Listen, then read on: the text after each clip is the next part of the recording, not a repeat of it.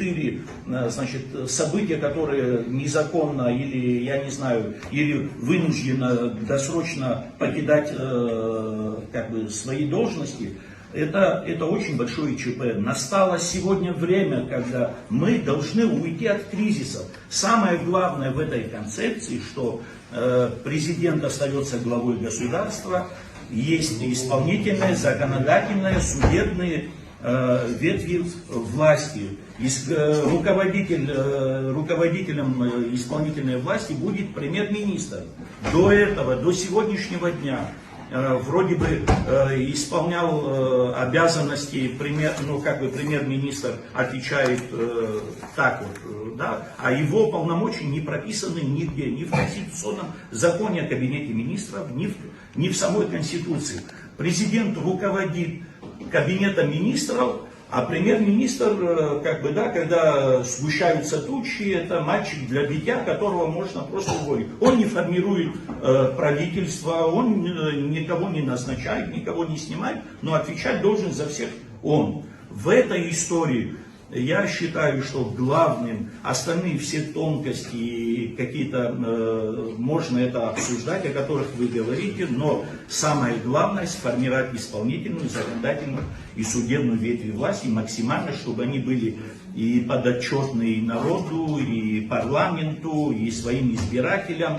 И на президента не возлагать те полномочия, с которыми очень тяжело в нашей истории справиться. Как показывает практика, очень много кризисов. Самая главная задача — уйти от будущих кризисов. Формирование правительства, вот здесь вот с чем я согласен, оно связано с избранием депутатов парламента, с формированием парламента, а не с избранием президента.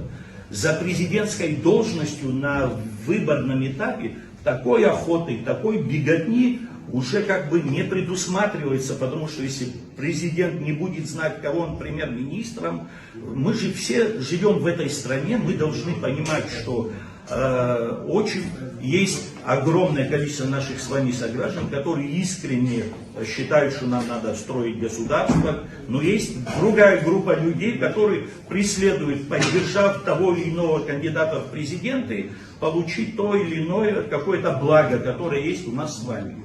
Когда это получение, назначение премьер-министра, назначение какого-то министра не будет связано с избранием президента, за президентской должностью будет меньше охоты в нее. Вот мы каждые выборы мы подходим плотно к развязыванию гражданской войны.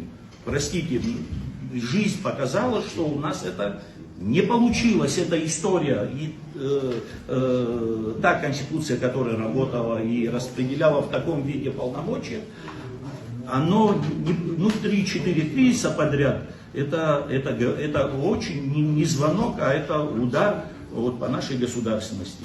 Главные задачи в этой истории, еще раз повторяюсь, избежать будущих кризисных ситуаций. Спасибо большое.